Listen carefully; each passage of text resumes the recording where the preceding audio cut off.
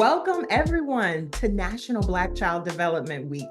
This is our last and final day. This has been an amazing week, igniting revolution. It's been a week-long opportunity to advocate and advance NBCDI's 8 essential outcomes across the nation.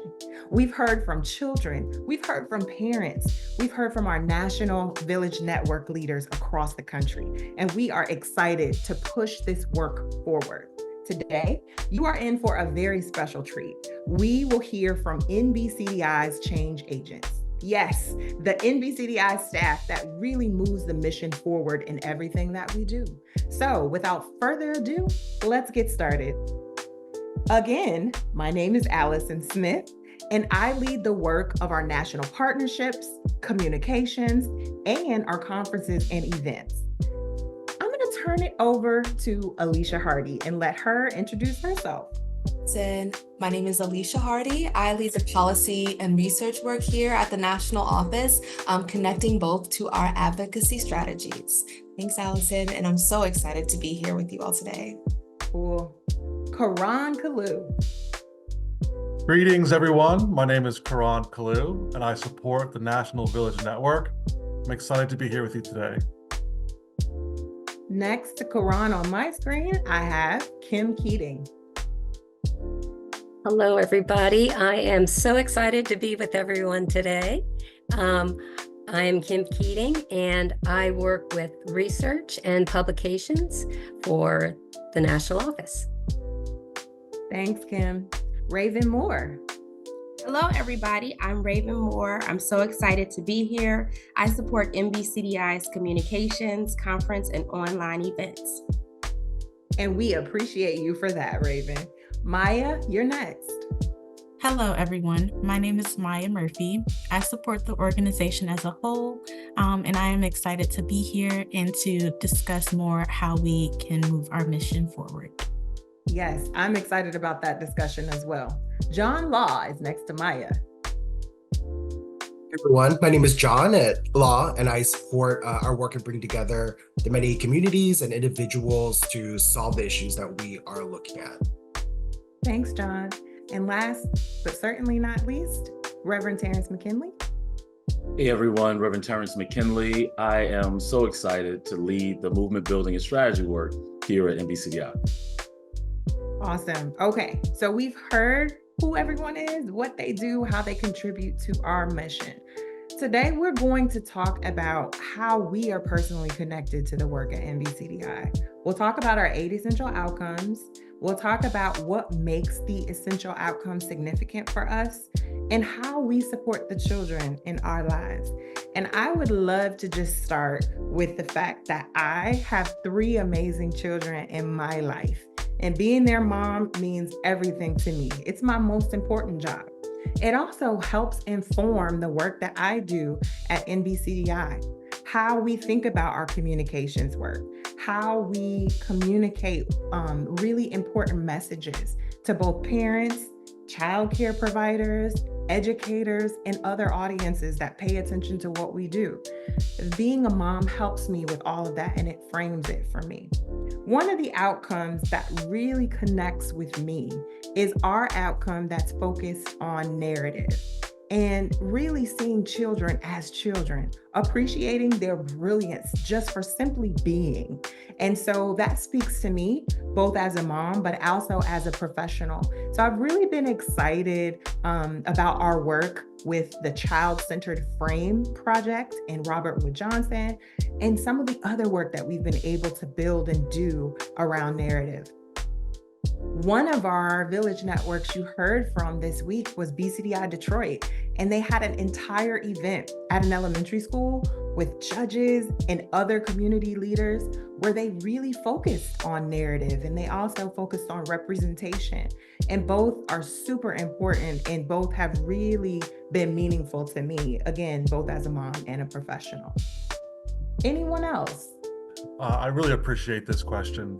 And you know, throughout my life, I've been privileged to work with children, and today I have a daughter, a 2-year-old daughter of my own.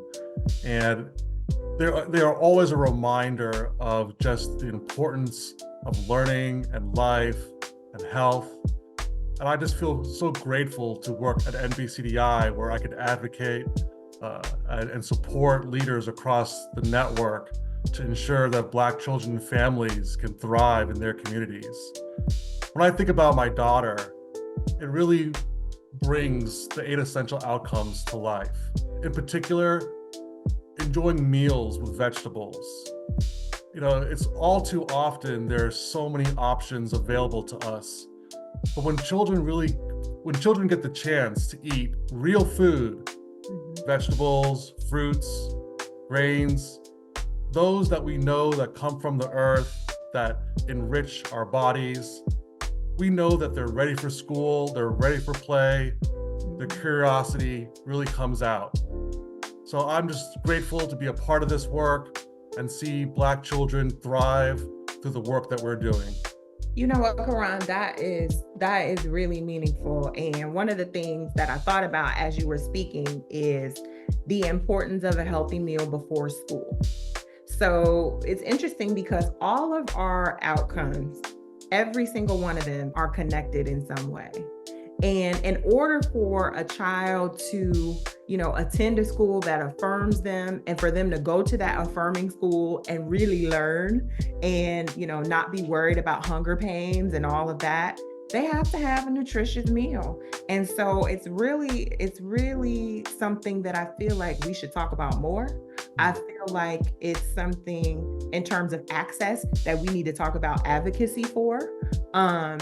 I think that moving the needle in that particular outcome is going to be vital for the success of our children. There are some projects, there are some initiatives and some efforts that, are happening in that area. And I'm just going to open it up to our team to kind of just dive into what some of those projects are, how we might be involved. I would just love to hear a little bit more just about that particular outcome. And we'll talk about some others, but I really appreciate you bringing that one up. I know many people may be aware of NBCDI's Good For Me program. This is an opportunity for our villages across the network to engage with schools and parents, to really introduce culturally relevant recipes, meals, fruits and vegetables that they can try at home, that they can taste for the first time, and have background information about where those recipes and meals came from. From this program, we've seen so many young people just develop a passion for meals that are based on real fruits and vegetables. And that's encouraging because we know when they eat healthy, like you said, they're ready for school, they're ready for play, and they're going to have one of their better days. Thanks so much, Karan. And I will just plug that you can go on our YouTube and see a really cool recipe video, an example of some of the work that's connected to Good For Me from BCDI, Colorado. It's a really great recipe. Try it out. But that's just an example of how our National Village Network lifts up our outcomes. Anybody else want to chime in, either on that or on an outcome that's really important to you? I don't see our essential outcomes being able to be detached from one another. And you said this perfectly. They are not able to be separated and stand alone. And honestly, what I feel most connected to is that they are a part of a comprehensive framework that takes this holistic approach to getting us closer to the world that Black children need, deserve, and to which they are truly entitled. An example, you kind of started down this path of that interconnectedness of our 8 essential outcomes, is that the world in which every Black child lives and plays in a safe community means that they will attend schools in their community that affirm and expand them, beginning in the earliest years during childcare. And those care and learning settings will have books and toys that reflect who Black children are and who they can be. And safe communities with schools and childcare that affirm and expand Black children will ensure that every Black child is seen as a child. And so that's truly what I feel most connected to, that we are committed to the well-being and thriving of Black children during their most critical period of development and ensuring that they are well and thriving across every aspect of their lives. Well, yes, and amen. The thing that I really feel connected to is the fact that what Alicia just shared, that all of our outcomes are simply connected and they ensure that we can help develop a world where Black children are supported, where they're protected, and where they're valued. One of our guides, probably the largest guide that we look to, is Afrofuturism. So we are working to build this world where Black children deserve to be born. And we serve as a convener. We bring people together, and we work with partners and policymakers and our national network, all these stakeholders that really share in this mission across the early childhood sector. So we're really grateful to all of you who also value and believe that all of these essential outcomes are connected, and who trust us as the voice for Black children and families. We're the only national organization that's focused on the unique needs and attributes of Black children. So we're really grateful to all of our partners, and I just wanted to name that. Okay, so as we exist to really fight for the creation of a just future for Black children, I want you all to really begin to kind of dial in, talk about what drives your inspiration to really do this work. And I would love to hear personal stories, the children in your life. Just talk a little bit about that for us. And I won't call on anybody, so I'm just going to trust that you're going to begin to have this discussion.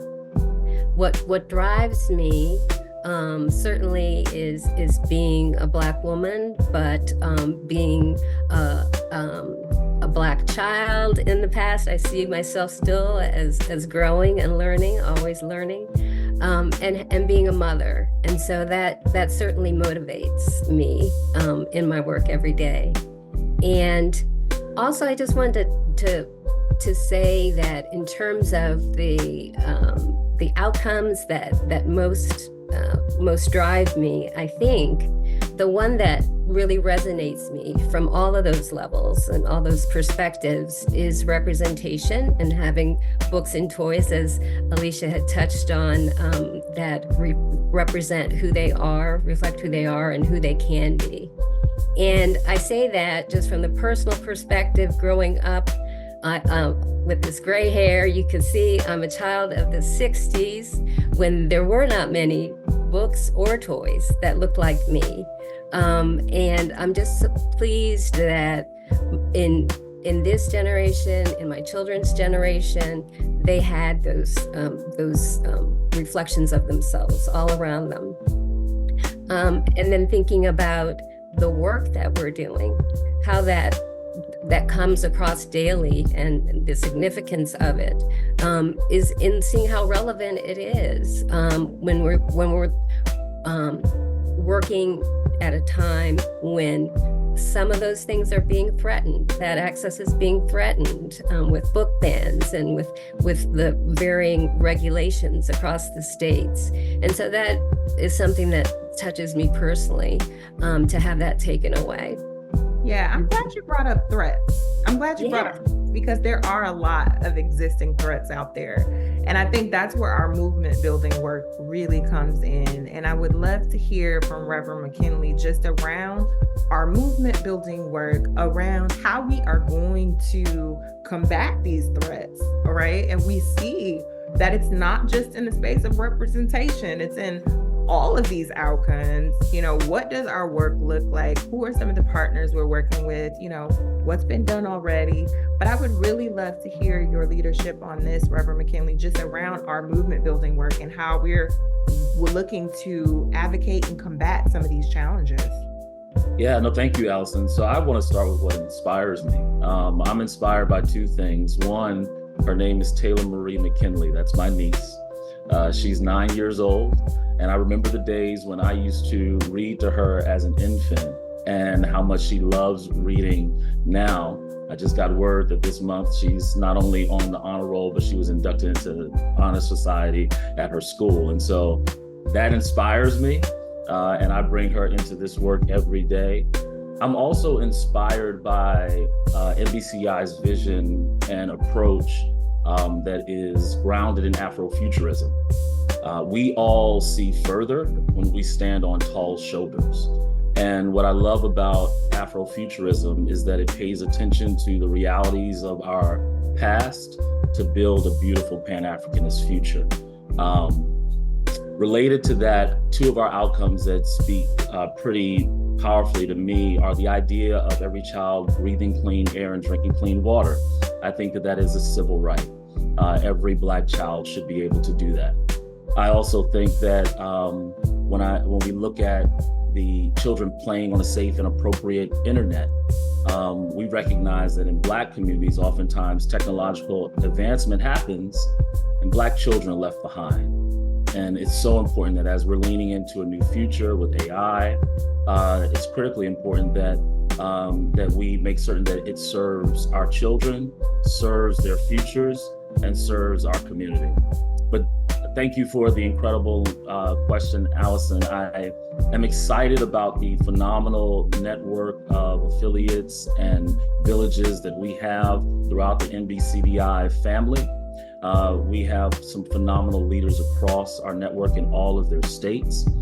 We have powerful networks, coalitions that are being convened at the state level, but also at the federal level. And so just this summer, we have joined the Freedom to Learn Coalition in partnership with the African American Policy Forum. It's a new and powerful partnership at the national level with a number of civil rights organizations. Many of them we are all familiar with, like the National Urban League and the Coalition on Civic Participation. And so we're continuing to build our network, recognizing that we also are tasked with building new. Wow. So it's perfectly fitting that you've got a reverend in front of your name, because I said amen like 4 times while you were speaking. But I really resonated with what you said about a beautiful Pan-Africanist future, right? This is a future that we designed, that we build. And when I say we, we're saying that as a collective. So thank you for naming all of those partners and some of the work that they're on and how we're working together with them. The other thing that you said was that Black children cannot be left behind. And that is a very serious point that I just want to make sure we're considering and lifting up. So that, again, that's in every single one of our outcomes. We have to make sure that our babies are not left behind. Part of that is also equipping leaders to really help move this mission of equity and justice forward. And so we do that through some of the fellowships that we have here at NBCDI. And it is so exciting, each fellowship, just seeing the cohorts, the first cohort, seeing what they've learned, seeing how they have gotten some tools and resources to help equip them to do this work. And so I would just love to hear from John and Raven on both of our fellowships, just a little piece about our policy fellowship and how important that is, and what we can expect from some of those leaders. And then also our Public Voices Fellowship on Racial Justice that we do in partnership with the Op-Ed Project. So I'm going to turn it over to John, and then John, we'll just let Raven share a little bit about the PVF Fellowship as well. We're really excited about policy fellowships. We just finished our second cohort, and we are currently entering a phase where we're really thinking about what is next for policy fellows. How do we build, what are the advocates, what are the policymakers, what are the policy experts that we really need to develop a better structures, better systems for Black children in the United States.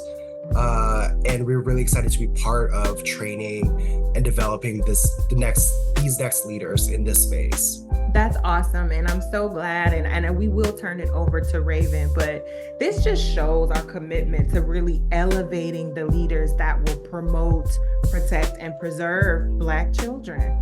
And we are accelerating these leaders through an intensive 18-month leadership program. It's career development, it's one-on-one executive leadership training, it's advocacy training, and really giving them the tools where they are equipped to take some new approaches to policy, right?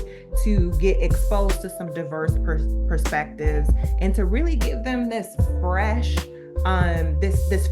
idea for intervention, and how they can really advance our 8 essential outcomes on a national level. So we're really excited about both the alumni who are already moving the needle in this work at various organizations across the country, but we're also really excited about the current cohort and them driving this policy and program change through our 8 essential outcomes, and also just using this executive level leadership training to advocate for children on a national scale. So thank you for talking about that, John.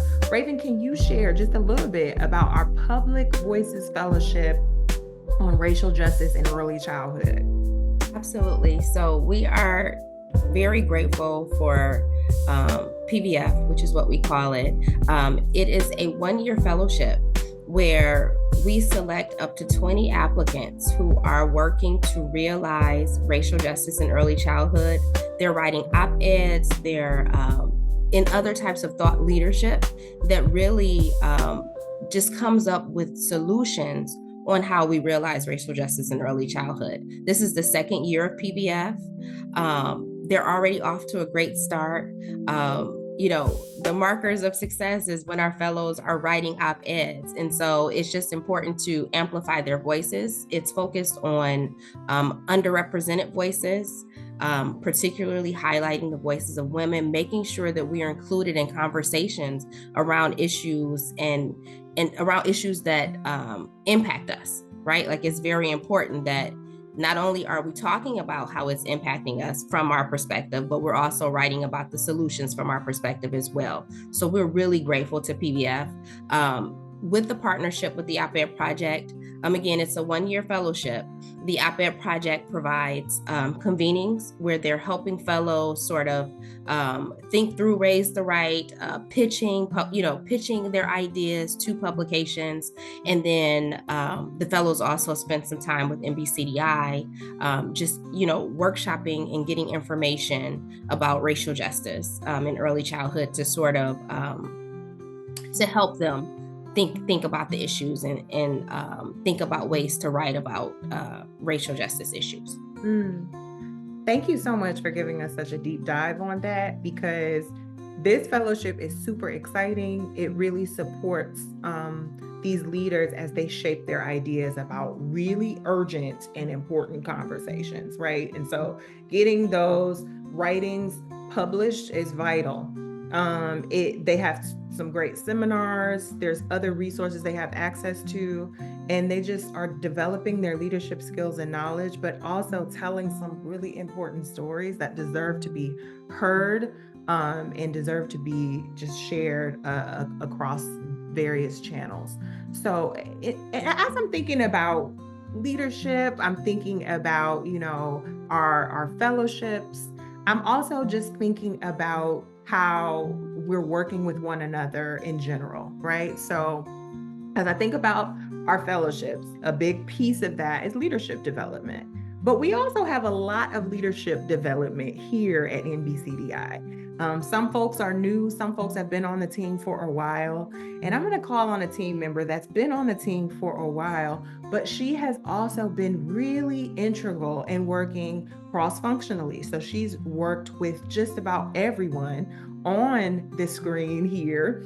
And Maya, I would love to hear from you just a little bit about how much you love working for NBCDI, clearly, right? But also why is it meaningful for you to be a staff member here? And what do you appreciate about the folks that work with you? And hopefully you got a couple things to share. So I'm going to turn it over to you. Absolutely. Thank you, Allison. What a great question. And I have a lot to share. I've been with NBCDI for 3 years now, and it has been a great and wonderful opportunity to work alongside both the veterans, but also some of our new and powerful change agents that you see here on the screen. The trajectory of my roles in the organization have been related to programs as well as research. So I've had the pleasure of working alongside both Karan, many of the people in community mobilization, so Raven and Allison, as well as Kim in the research department. And I can say that there are amazing things happening, as Allison and many of our team members have alluded to, and just the backbone of our passions and the mission of the organization centers around the well-being and thriving of Black children and their families. And personally, I have wonderful nieces and nephews. I am not yet a parent myself, but they inspire me to show up to this work fully and wholly committed to ensuring that, one, they are born at a healthy weight, but also that they are thriving throughout their childhood and growing throughout, early adulthood as well. And personally, thank you, Kim, for sharing that you were once a Black child, because we all were. We all were once children. And so just bringing that curiosity, bringing my child self to this work as well, and ensuring that I am being an advocate, I am being, making that change that I would have liked to see in my early childhood for those that are coming up. That's what gets me up every morning, keeps me coming back to this work for 3 years and hopefully for many more. So thank you, Allison, for bringing that question. I appreciate it and appreciate working with this team. Thank you. You are also appreciated. And we were all children at one point, right? And so, that's a huge hat that I put on. And I'm like, what would a child think about this? Or what would a child want when it comes to access and when it comes to representation and seeing themselves? And it reminds me of my daughter, Zaria, who has big curly hair, and she has a lot of books with Black children in them, but it wasn't until I brought home this book called I Like Me. And the little girl had big curly hair and had a complexion similar to Zaria's. And she said, "Mommy, she looks like me." And Zaria was only 4, and it was so important to her to consistently read that book, to have me read it to her, to have her brother read it to her. And it really just showed, wow, this is, super important. It can impact so many parts of the child's life. Her reading that book over and over was definitely a contributor to why she's such an excellent reader today. Her reading that book over and over increased our family reading habit, right? Because we're constantly reading this book. But there are other things that you don't even think about, again, that are contributing factors to the success of our children, both in school and in life as humans. So thank you for mentioning all of that. Well, we are pretty much at time, but I do want to say I am so excited to work with such a brilliant league of change agents, to work with all of these futurists that are focused on our goals as an organization. So I'm gonna open it up and go down the line, and I want to hear from everyone on what you're most excited about when it comes to our work, when it comes to the future for Black children. I know that's a huge question, so I'm gonna let you all think about that, and I will share mine. And I will say, I am super excited about this configuration of NBCDI and this team carrying our work forward, but especially in the area of movement building. The reason why that's exciting to me, and all of our work contributes to movement building, but the reason why that's so exciting to me is because we can actually see our work in action across the nation. Right? So we have National Village Network leaders across the country that's moving the needle in some or all of these outcomes. And eventually we'll be able to collect information. So there's our research team that comes in with that piece. We'll be able to collect information and tell really powerful stories. Soon in 2025, we'll be putting out a really powerful publication. There's programs and efforts that will be happening at the end of 24 going into 25. We have our national conference that will be happening in October of 2025. All of our work is kind of building and leading into that. And so just being part of this movement, y'all, is vital. So, that's what I'm excited about. I want to invite and encourage all of you to be part of this movement and join NBCDI. I know Naseem will make sure that information is on the screen on how you do that. But I'm gonna turn it over to my colleagues because I would love to hear what you all are excited about for the future of this amazing organization. And John, you are right next to me, so I'm gonna turn it over to you. I think this is one of the many projects that we are all working on.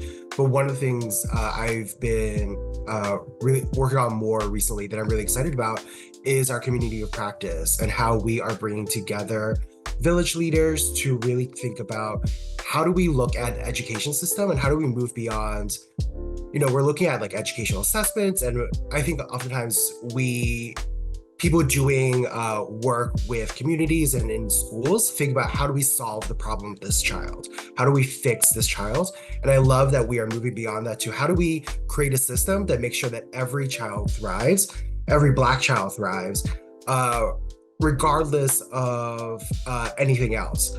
So I'm really excited about how do we build a truly equitable, truly just, truly liberated school system. That's powerful. Kim, we'd love to hear from you. What are you excited about? Wow, I'm excited. I keep coming back to the word community that John mentioned there, community of practice. And from the research perspective, I'm really excited about our engagement with community, that we do have this beautiful national village network that is there working in the community, and that we'll have opportunities to engage with them in the future, have already, but even more closely to actually connect in the communities. We have a current project that is going on that is definitely taking us in that direction, one of our first. And it's so wonderful to see our village networks step up and be involved with research and be excited about it, include their parents in it. And I'm looking forward to moving into working with the community members themselves, leading the research questions and the research, what's important to them and how we can best elevate research that supports their interests. So that's what I'm looking forward to, and just continuing to work with this amazing team. I mean, just amazing team. Thanks, Kim. We are excited to work with you. Reverend McKinley, I'd love to hear from you. Yeah, so I am reminded in this moment just of the urgency of the challenges that we face, which actually makes me excited about the organization that we're a part of. We're at a time where we're seeing curriculum violence. We're watching efforts to cultivate erasure in our schools, not to expose our young people to books and toys that affirm them. And I'm recognizing that in the midst of this, we have a great opportunity, and we're at a phenomenal organization doing really phenomenal work on behalf of very deserving children and families. So I'm inspired by our movement building work. I think that we have an opportunity to be the preeminent think and do tank in the nation.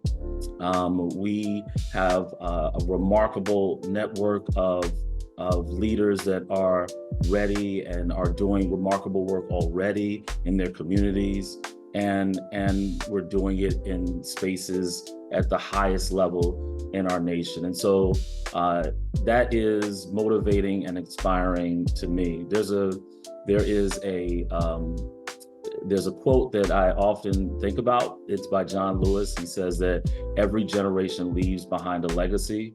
What that legacy will be is determined by the people of that generation. And I'm recognizing that we are determining to leave a beautiful legacy behind. And that's powerful.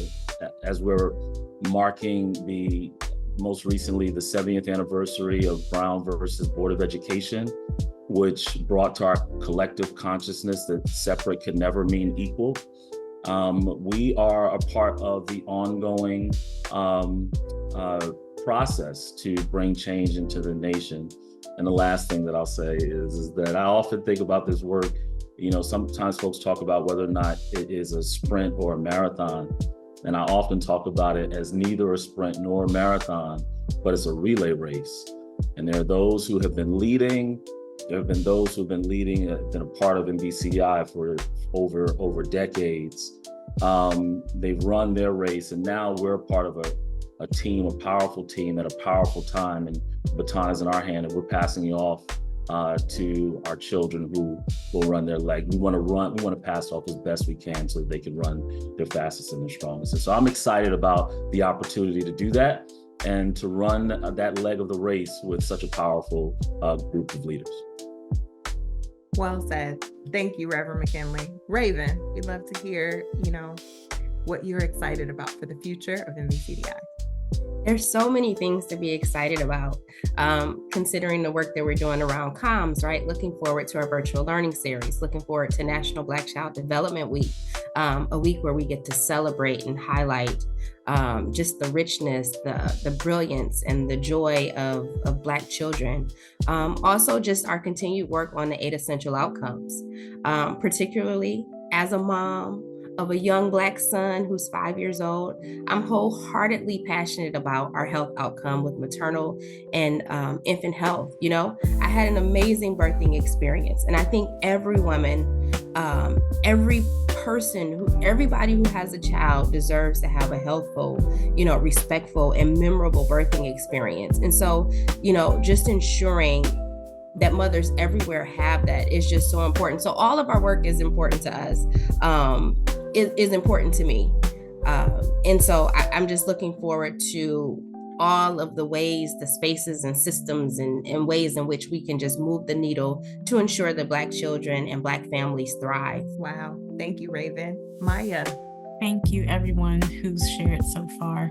I am most excited about the collective work that we're doing as an organization. Allison shared the word earlier, cross-functional, and in the spirit of collaboration, not only working with our partners and stakeholders in our National Village Network, but working alongside each other and bringing along these personal stories of why this work is so important to us, and continuing to ensure that not only the children that we serve are thriving, but our own children are thriving. As many have shared, there are nieces, Taylor, Zaria, there are children in our lives who benefit from the work that we're doing. So I'm excited to continue seeing how those outcomes play out for all children. So thank you. Thank you, Maya. Alicia, we'd love to hear from you. Thank you so much, Allison. I'm excited for so many things. I'm gonna try not to ramble on because there's just so much excitement. But I'm so excited that every day I get to boldly and unapologetically center Black children and their families while making it clear that systems, institutions, and policies must be fixed and not Black children and families. I'm excited that we are reclaiming our power through research and data collection to reshape our narrative and dismantle the false narratives that try to diminish Black children and families. But what I'm really most excited about is that one day this work won't exist, that we will finish that race that Rev was talking about, and I'll be out of a job, and we will be in a world that we have envisioned, where every Black child can realize that world. And knowing that goal truly inspires me, because I sometimes mourn for the version of me and all of us committed to this work who could have pursued other passions, writing science fiction and becoming a pilot, a chef, but instead really sacrifice those lives and those passions to do this work. So I'm excited that we're working to make sure not another dream is deferred or a passion is set aside to repair harms and seek justice and demand liberation. So that that is probably my key excitement right there. Hopefully everyone was snapping in that moment. I loved all of that. Thank you, Alicia. Karan, we'd love to hear from you. Absolutely. So I definitely feel inspired daily. And what stands out to me the most is the depth in our authentic relationships.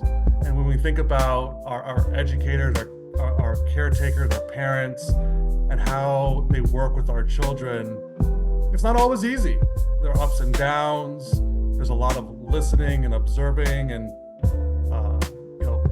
finding common ground. And when I think about the work we do with our village leaders, with our partners, our members, those of us who join the movement, we realize that it's not just business as usual. It's important that we are being honest and intentional about how we connect with each other, really upholding those Afrofuturistic values. And what stands out to me as well, and I'm definitely inspired by this program, is the Family Empowerment Program. And it's a program where we get a chance for parents and caretakers to connect in a way that's real, that's sometimes, hard, but it creates a bond that says we're in this together. We understand the importance of working for our Black children so that they can thrive. And we're going to do whatever it takes for that to happen as a family, as a community, as a network, as a people. So I'm grateful for this opportunity. I'm grateful for the work that we're doing. Wow. Thank you, Karan. And thank you to all of our staff that participated in this discussion. Thank you to everyone who is either on Facebook Live or in the Zoom webinar. We appreciate you for being part of this mission. NBCDI is guided by our 8 essential outcomes for Black child development. And so we know the first 8 years of a child's life set the foundation for their health, their safety, and their overall well-being. And so these outcomes provide the framework from birth through 8. So I want you all, if you have not already, go to our website to learn more about our Essential 8. Go to the website to learn how you can join our movement. As a member of our network, you'll join leaders and activists across the nation who are really taking action to protect, promote, and preserve Black children and their families. So we'll invite you to these events. You'll participate in our mobilizing efforts. We'll connect you with the village near you if there is one, or you can get information on how to start one. We'll invite you to our conferences. Our next one is in October of 2025, but we want you to join this movement. We want you to be part of this League of Change Agents in terms of a membership that will really help you ignite this movement. So if you all are interested, the information is on the screen. You can send an email to moreinfo@nbcdi.org. And listen, we are grateful for you. We are so appreciative of your ears, and we're hoping that you will use your feet and really move this mission forward and join our movement. Thanks again. Happy National Black Child Development Week. And I hope all of you have a wonderful day and a wonderful weekend. I'm Kim Keating, Director of Research at NBCDI. What a fantastic National Black Child Development Week. Igniting revolution all week long to advocate and advance NBCDI's 8 essential outcomes across the nation. What an awesome way to celebrate Black children and families. Thank you to our partners, our village leaders, all the phenomenal children and parents, and my colleagues for making this week a success. And an extra special thank you to each of you for joining us as well. As we close out NBCDW 2024, now act on your learning and share what Black children's success means to you. Tag @NBCDI and use the hashtag Igniting Revolution, hashtag NBCDW24, and hashtag NBCDI when uplifting your community so we can share. Check out our YouTube or Facebook page to rewatch webinars from National Black Child Development Week, and stay connected by revisiting our website and nbcdi.org. Check out our social media this evening for your last chance to participate and possibly win an NBCDI giveaway. Thanks, everyone.